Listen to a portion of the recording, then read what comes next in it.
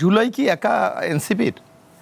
No, July আমাদের সবার। জুলাই কি ছিল? জুলাই ছিল একটা বৈষম্যের বিরুদ্ধে আন্দোলন, জুলাই ছিল একটা গণতন্ত্রহীনতার বিরুদ্ধে আন্দোলন। মাহমুদা মিতু ইঙ্গিত করলেন যে বিএনপি জিয়াকে নিয়ে ব্যবসা করে, আওয়ামী লীগের আমলে বঙ্গবন্ধুকে নিয়ে ব্যবসা হয়েছে, সো দ্যাট এখন অন্য কেউ যদি জুলাই নিয়ে ব্যবসা করবে, মানে প্রশ্নটা আপনার কাছে যে জিয়াউর রহমানকে নিয়ে ব্যবসা হচ্ছে তাহলে?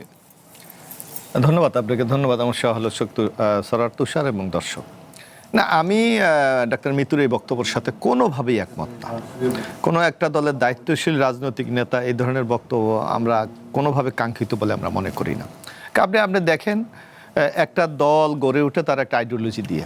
যেমন বিএনপির মূল আইডিওলজি কি? বাংলাদেশি জাতীয়তাবাদ এবং বহুদলীয় গণতন্ত্র, যেটা শহীদ রাষ্ট্রপতি জিয়াউর রহমান বাংলাদেশে ইন্ট্রোডিউস করেছে এবং বাংলাদেশের সকল মানুষেরা অ্যাকসেপ্ট করেছে।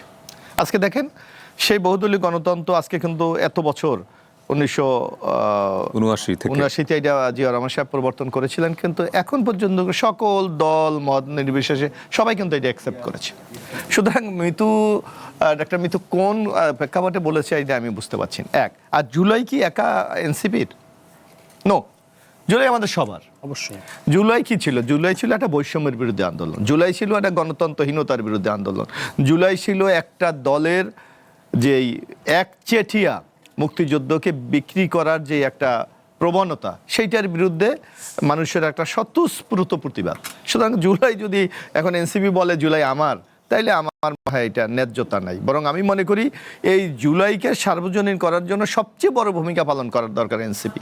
কারণ ওই আন্দোলনের নেতৃত্ব দিয়েছিল তখন বৈষম্যবিরোধী ছাত্র আন্দোলন, মানে এই যারা এখন এনসিপি তাদের অধিকাংশ নেতারা। সুতরাং আমরাই যদি আমাদের এই অর্জনকে যদি ডিভাইডেড করে দেই, তাইলে এটা মনে হয় আমাদের সকলের লস হবে।